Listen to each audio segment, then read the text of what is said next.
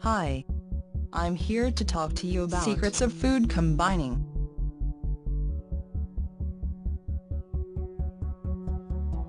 The observance of rules of food combining is neither faddish nor eccentric.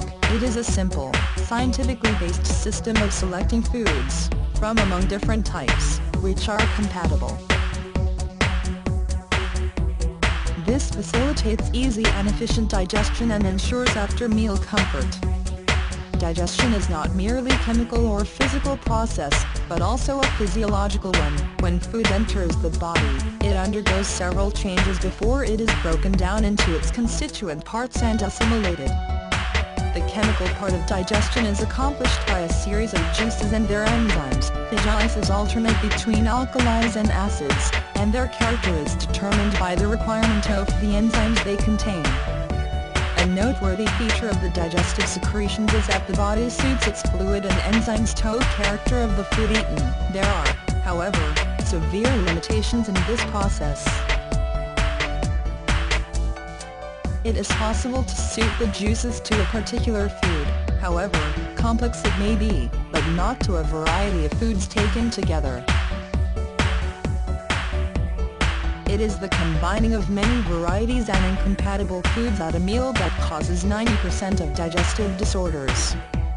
There is a marked tendency to gastrointestinal fermentation with certain combinations of foods. There is no fermentation, and digestion will be much more satisfactory when the foods comprising a meal are of the same type. This generally means eating similar foods at one time in order to accomplish the most complete digestion. The most important rule for combining foods is to avoid mixing protein and carbohydrate-concentrated foods.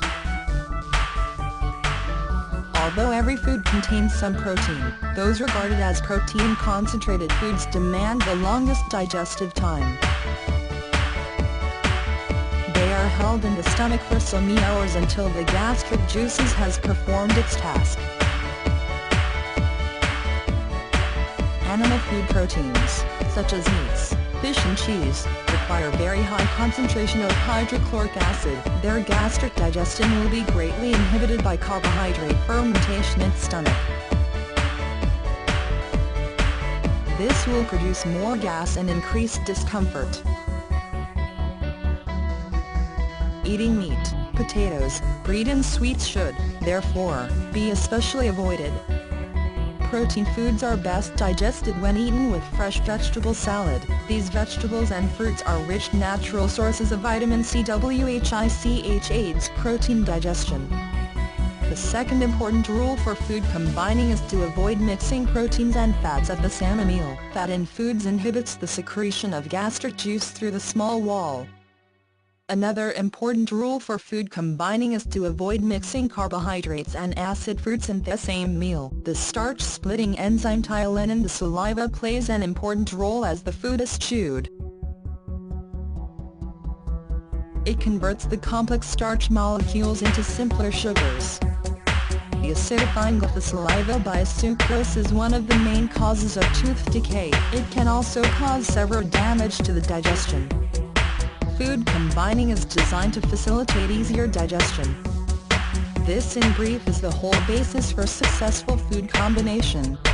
An important point to remember about meals is that the smaller the number of courses they consist of, the better it will be. They should approximate to a one-course meal as much as possible. Simple meals in every way are more conducive to health than more elaborate ones, no matter how well they may be combined. A meal consisting of proteins, carbohydrates and fats may remain in the stomach for 6 to 7 hours before the stomach is empty. If carbohydrates are eaten without proteins, they remain in the stomach for a relatively short period. A fruit meal remains in the stomach for even shorter time. It is advisable to eat these different foods at different meals: a fruit meal, a starch meal and a protein meal.